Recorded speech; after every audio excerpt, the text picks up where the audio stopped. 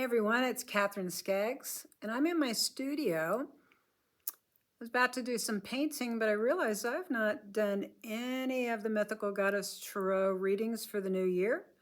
It's time for us to revision.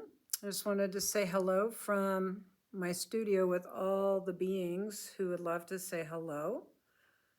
We've got all these goddesses and divine beings here, Saint Germain, and all the creativity that goes on in here, but I just wanted to say hi and the importance of scheduling ourselves to take some time to vision anew.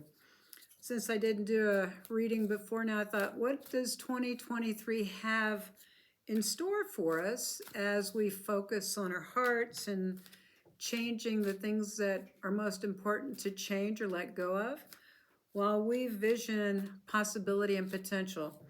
In a couple of weeks, we got the new moon in Aquarius coming, and you know that time of Aquarius is new beginnings. It's vision. It's new ways of being. It's revolution. So what if we were to really work with this time period to bring in a revolution for ourselves of being new and different than we've been? So I'm going to do a 15-card spread for 2023. And see who's talking to us and what's most important. You might even be able to see the spread on my little creative art table here, because you've got kind of better view than I normally have when I'm doing the readings for y'all.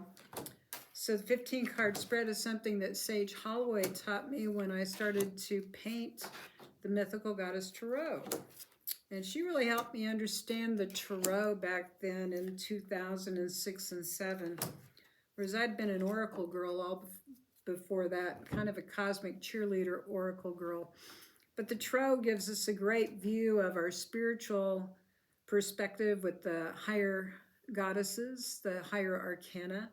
And then the lower arcana is about our earth journey. So it makes it practical. It brings this guidance down to earth for what we need to know. And the first three cards in the spread have to do with who are we as we enter 2023. You know, anytime you look at these three cards, it's like, who are you in regards to the question that we're asking? And we want to take a big picture look at 2023, the energies coming in, what we need to know about that are our lessons, the big picture, the action that's most beneficial, and then the potential outcome that we have as we follow our heart's desires. We learn, we grow, we wake up, and we move toward and into what is truly our purpose for being here. So that's really important, because I always like to talk to people about our destiny is not always our fate.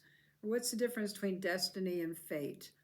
And I look at those two words as meaning two different things. Like our fate is just what happens to us when we don't heed awareness of our circumstances, or where we don't always take responsibility. Our fate is something that I believe is changeable as we wake up, as we look at the patterns in our lives and we choose differently. And we clean out the trauma, we clean out the fear, and we move greater and greater into love. And that harmony that comes from love is a frequency response that if we change our frequency, our destiny aligns with our higher frequency. Hopefully go to a higher frequency. All right, so at the center of the spread, who are we as we enter 2023? And it tells me that what's really important for us to be grateful for and to honor in ourselves is our connection to the earth, is the beauty that is within us and all around us. This card is the Maiden of Earth. It's beauty. It's connected to the astrological symbol and energy of Capricorn, which has grounded energy, and it's often about work. But this is focused on beauty. This is focused on who we are in our earth environment. You know, I was talking to a friend earlier and a client about something I've actually contemplated a lot the last 4 years, and it's that our earth plane is not all good and it's not all bad. It's actually kind of treacherous at times, but the saving grace about this planet and humanity is that there's great beauty, even in the contrast of the good and the bad. And so we need to own up to the beauty within us and to see through the eyes of our hearts that we can see the beauty around us. It's going to be an important thing to remember as we move through 2023, who we truly are, that we are beautiful, that we are so much more than the messes that we see going on. All right, another card that's really important. We've got 2 water cards next to the earth cards, and joy is the water suit, and joy is actually the suit of our emotions on earth. It's our watery nature, and this is abundance. This is an abundance of joy. This is a Jupiter in Pisces energy, which it's like the exalted energy of Pisces. So it's flow, it's joy, it's living life to the fullest. So 2023, as you set your intentions, your goals, your hopes, and your dreams, how joyful can you be? It's time to look at the joy within you and how you can expand that in this time frame, because that's your foundation moving into 2023. And if for any reason you don't feel joyful as we move into this new year, it's time to clear out the fear, the trauma, and what gets in your way of being joyful, because this is your divine nature, is to be in joy, is to take in life, is to live it big. So that's really big right now, is we've got so much challenge in our world, and it's time to let joy move us in the right direction that brings more joy. And it does make sense that we've got the Crone of Seas resurrection here. She is a Scorpio energy. It means that this is the part of us we've been through the ringer, man. Emotionally, we have been through all of it. We might look a little haggard emotionally, physically. I know I've gone through the ringer the last 4 years and aged a lot, and I'm like, okay, how can I get the joy out of life? Part of it is knowing that you have been through possibly a dark night of the soul. The planet's going through a lot of challenges, humanity is, and your greatest gift, along with being in beauty, being in joy, is to honor your wisdom. Honor the emotional wisdom within you that knows you've gone through a lot, but also has given you greater understanding of how to navigate through the depths of our emotions and to bring out the power of our emotions, to positively lead us in our lives and to bring healing. So it tells me we've been through a lot, and joy and beauty are going to be our guides. All right. All right, we got big energy as we take a picture of the overview. So these 3 cards have to do is, what is the big picture of 2023? And interesting, we have Lilith right here in the center. She's an Aries energy, and she is all about power. So Lilith is an interesting figure. She can be intimidating. I'm going to put that picture up of how I painted her. Yeah, she's naked, and she has wings, and she has a tail and talons. And that can be kind of big energy and intimidating. Well, Lilith, what I learned about her mythology and who she is a couple of stories. So one of the stories is that she was Adam's first wife. Now, growing up Baptist, I did not hear this story. It took me going to Rome to see it through the eyes of the goddess with Lydia Rule and Meinrad Craighead, these 2 goddess squad aware crone women many years ago. Anyway, Lilith was born equally in the same fabric that Adam was. She wasn't born out of his side. Eve was Adam's second wife. She was not the first. And so Lilith, because she wanted equality when Adam didn't want to play equally, she called God and said, hey, it's not happening here. I need my freedom to be in my own power, to be in equality. And so she flew away. And in the patriarchy at the time, that's when she became demonized. And the feminine began to become a dark energy that people were afraid of, and the patriarchy became overpowering. Well, Lilith at this time, coming back into our awareness with her story, is about restoring our sacredness, our sacred sexuality, the sacredness and ownership of our bodies, the sacredness of our voices. And this is not only for women, but this is for the divine feminine within every body on this planet, that we honor the feminine and that power that needs to be equally experienced in body and around us. So it's time to come back into this power. This is also playing to politics and to the world powers, that we need to come into balance. We've been way out of balance for thousands of years, and this is coming back to honor the earth, to honor the voice of all people, to bring equality across the board wherever we need to have it, wherever it's been imbalanced. And so this is a big energy and a big job. So in the big picture, don't be surprised when you get really honest about what your needs are to be an empowered individual, equal, and not underneath someone's thumb or dominating another. This is truly about coming into equality. We've got another water card here, and this is a really important one to pay attention to. This is a denial of our desires. This is a denial of our emotional energy. This is the trance energy many people are in emotionally because they're traumatized by our current events, by our cultural events, by the choices being made in our world and feeling disempowered. So it's interesting, this is right next to Lilith because it tells me it's time to wake up from the trance. This is a year where we're going to get honest and face our emotional wounds so that we can truly come to that place of joy emotionally. We've been so far out of balance. We've gone into trances. We are not feeling everything. There may be addiction that we need to face that comes from a wound, but it's caused us to numb out. So we need to let go of the things we're addicted to come 100% present so we can be back in joy and heal emotionally. So it's going to be a big year for healing if we will embrace that, get honest, and take action. All right, so Crow Woman. She sits here next to Lilith and the denial card to let us know that what is ours is coming to us. This is a karmic debt card that we owe ourselves. That what is in your soul's destiny may appear very clearly this year for you to move forward in your life. It may mean changing directions. It may mean that things are coming to you that you've hoped for a long time.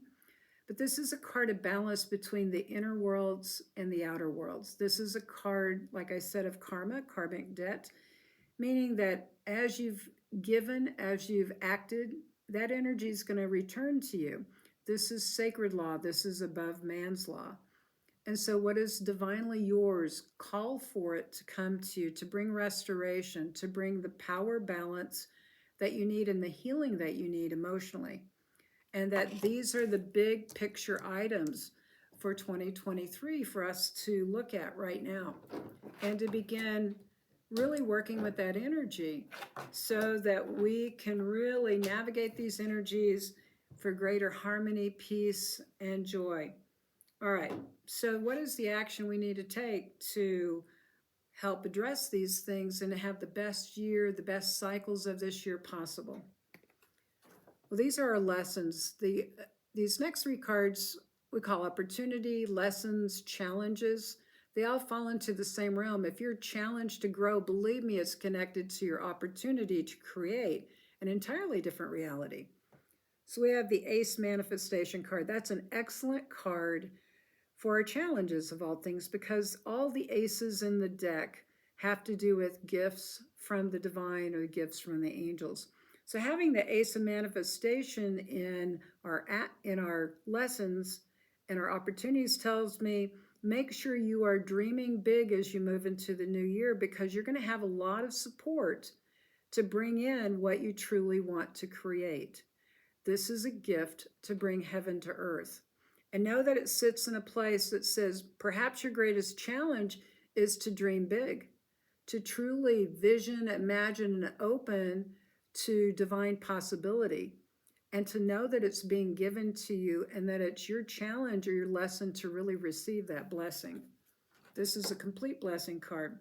All right, we got a mental card and an emotional card coming next as our challenges. Well, this makes a lot of sense. This wind card is about the mind, and there's more negative cards in the mental suit than there are anywhere else in the tarot deck. And those cards, this is actually an Aquarian card, which is interesting because Aquarius is all about new visions, new experiences, everything that may be invented from nothingness. It's a pretty cool energy to bring revolution in the self and in the world around us. So, but this card, being Aquarius, is actually about the lower energy of fear. You know, everyone is challenged by fear right now in so many ways. Fear of inflation, fear of what the government's going to do next, fear of what our neighbor's going to do. Just so much fear has been imprinted with us between COVID, political angst. Different factions have different ideas about how to do things, and any other traumas that we may have been through personally, mentally, emotionally. And so now it's time. The big lesson is to get to our hearts, to deal with the fearful attitudes and to start clearing them out of our mind, but also connecting to the heart space, because that's going to be the healing place, is to return to the heart. If you look at the imagery in this card, the heart is buried because the mind is so active. So make sure as you move through 2023 to set your sights of working on the most positive mental energies of visioning and possibility and potentiation. Address the fear and come home to your heart. That's going to be our big lessons for this year. And with right next to that's an interesting card because it's the Seas card. It's the water suit. It's pleasure. And this card is going to be an interesting card. Here we have is joy as our foundation, but we're working on clearing emotional denial this year and clearing fear. So the other challenge is as you walk your life, how are you in pleasure? And this directly relates to Lilith, of all things. You know, when we killed off the goddess in pre-Christianity and earlier Christianity, and we put the divine feminine down below the masculine in this production model that we've been in and conquering model for years, it's been our challenge to know what true pleasure is. That was even demonized through various religions over the years and still is. So what is it like to truly be in pleasure? How do you live your life in pleasure? That can be very challenging if we're working our butts off and we're not happy. So let it be a goal this year, an intention to live your life with pleasure, with every bite you put in your mouth, with every movement of your body, with every person you meet. What would it be like to truly engage the lesson of being in pleasure wherever you are? That's a huge one. And if we can return to pleasure, I'll guarantee you that a lot of healing is going to take place naturally and effortlessly. All right, what's our action as we work through 2023? We work with all these energies coming through for the year. And it's interesting, we got more earth cards and a fire card. So we have the boundaries card. And the boundaries card is this earth card that is Capricorn of energy. And it's about understanding what a safe container is, creating safe containers for your expression, whether it be in your home, with your animals, with your friends, your partners, your family, your work. What is it like to be able to be authentically you and have a safe environment for you to express yourself, to plant seeds that you know are safe to grow, to have a vision, no matter how different it is, but having the permission to bring it in and to protect it, and yet to share it, where you attract others on the same page and vibration to co-create and to live in a more harmonious reality. So as we move into safer spaces, we need to be safe to express ourselves. We need to be safe to be in pleasure. So think about what that means to you. It might mean eliminating places that you really don't like. Stop going there, and truly move into spaces that bring you joy. And you'll find that your boundaries are getting better. And boundaries do not mean exclusion. They just mean filtering out negative energies, filtering out fear, filtering out and alchemizing the places of misunderstanding so that you can grow in love. And that love is the vibration, the frequency that creates the environment that you're navigating through. That brings greater healing and peace easily. All right, next to that's an important fire card I want to talk about because it's a negative card. It's a self-destruction. It does not mean we need to imbibe ourselves into self-destructive. This means it's time to address any places that we are not doing good things for ourselves, any destructive habits or patterns where it always gets us into hot water, where it always throws us into the fire, and we are so not happy in that fire.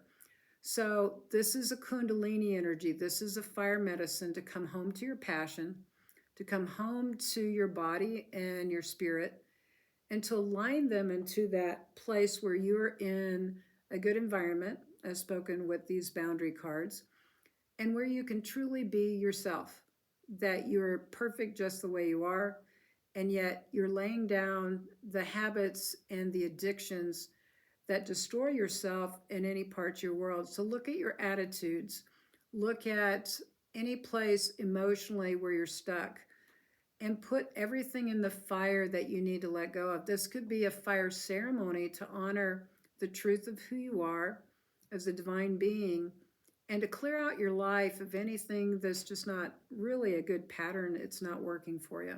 So it's time to let go. All right. What's the other action card? It's the Mother Birth. Here we had the Maiden of Earth earlier. And the Mother tells me it's time to take those seeds of desire, plant them, and cultivate them with nurturance. This is a fertility card. 2023 is a great time to create an entirely new life, a new business, a new partnership, a new body, wellness. What would you like to create and give birth to in 2023? What have you been praying for and hoping for and planning on for a good while now? It may be a physical baby birth, or it may be a birth of an idea you've carried for a while. But it's time to bring that to earth, to get out of your head, to bring it into your physical actions and look at what do you need to do to cultivate your hopes and dreams so that they can be born this year. You know, having babies can be fun, whether it be physical babies or, well, physical humanoids, or it be birthing a new business or a new partnership, or whatever it is that you really would love to do. It might be travel. So it's time to give energy to that, to get good boundaries and to let go of what's stopping you. All right, what's our outcome if we follow this 2023 plan? If these energies speak to us, what's next?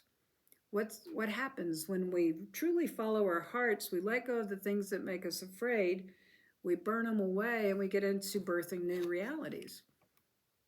Well, I love this. It's another Aries energy. It's the wild woman of my soul painting in the Maiden of Fire revolution. We are in a revolution. That's why it's uncomfortable sometimes. Our outcome is honesty. Our outcome is passion. Our outcome is being different. And that difference is what we need. The revolution is exactly where we are. This year is going to be revolutionary. So let's jump on the bandwagon and honor our hearts and be in the self-revolution, because that's the way we change the world, is one person at a time. We change ourselves. And that influences the matrix of our connectivity. So that's pretty exciting, revolution. But what's next to revolution? I've got two negative lower arcana cards that say, as we are in a new revolution for ourselves and our reality, we're going to have to let go of some things, the things that do not work. And that's what this card, failure card, it's an earth card. You can see that this poor little tree has died in its environment. This is not a safe environment. This is not conducive to new life. This is not conducive to life. This is a tree planted on concrete. It only grew so far. So it tells me, as we are in the revolution, there are things in our physical reality that will die. And that is part of the cycle. It's not anything to be afraid of. But it tells me that we need to work with this Saturnian energy. I don't know if that's the right word. Saturn is part of the energy in Taurus. So it means that there's massive change that's taking place in our physical reality, and we know that. It may be our government. It may be our own backyard. It may be anything where we are not where we want to be. And this is a result of us saying yes to the revolution within our beings, is that things in our physical reality are shifting. and that's a good thing. The other card that is a warning card in the outcome is the water card, depletion. It is the C's, the 8 of C's, depletion. And it again is Saturn. So it tells me that as we are in this revolution to be an enlightened being ourselves, it's a good chance that we're going to be tired emotionally, and that we need to face all the places we're addicted and out of balance so that we are not exhausted by the end of the year, that we are not depleted. You know, I actually, when I painted this image, Sage kept going, it's got to be more gray. I'm like, grayer? Make it more gray? And she said, yes. And when I got through painting that painting, I actually got physically ill, which is kind of a trip because I know I embody a lot of these energies as I'm working with the art to express a concept, an idea, and an energy. And so with this being in the outcome, it does mean that we may be faced with emotional depletion. So it being a warning card, and we're here in January, it tells me every day of this year, every cycle, new moon, full moon, and in between, we need to really pay attention to ourselves, to whether we're in our joy state, whether we're in our pleasure, or whether we are pushing our emotions down and we're exhausted, or we've just been exerting our emotions in a way that we're out of balance. So it tells me that as we are in a revolution, it's a big deal to change this much. We need to pay attention and have spa days. We need to have girlfriend days, boyfriend days. We need to have pleasure days where we come into a space of greater balance as we evolve and create the revolution of humanity for waking up in more love.